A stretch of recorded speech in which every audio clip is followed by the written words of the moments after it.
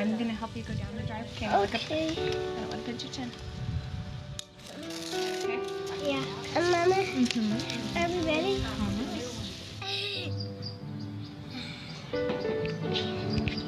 With Peyton, the pregnancy was fantastic. Everything was very easy.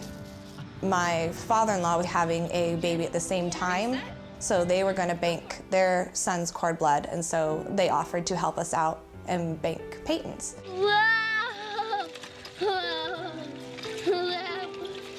It's insurance for your baby that, you know, you don't want to ever think of having to use one of these days, but there's always that what if. And then I had a what if. It was about 5 days before her first birthday. She had been acting very unusual, just very groggy, very tired, cranky, really long naps. I went to go get her out of her crib, stood her up, and she just fell over, and she couldn't walk. She was very disoriented.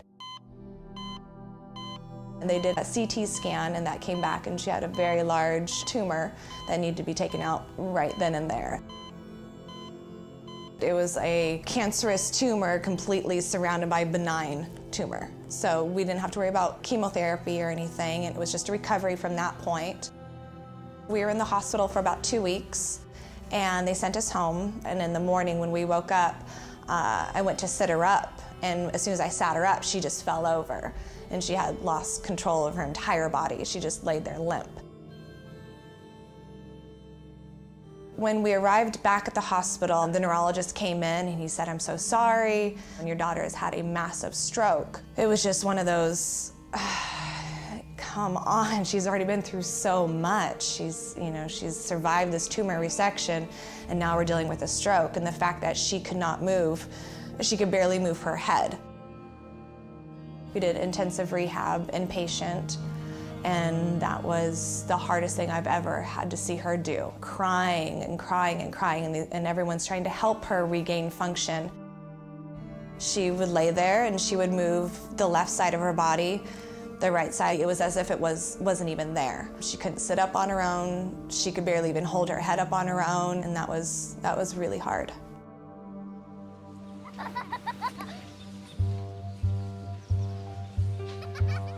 We have insurances for everything nowadays. We have car insurance, we have health insurance, we have dental, we have vision, we have every insurance in the world. Why not insure your baby's health? This is where this cord blood comes in, because at that point it was, is this what it's gonna be like? We're just gonna do therapy, there's nothing else we could do. But that little light bulb went off, we banked her cord blood. We have options.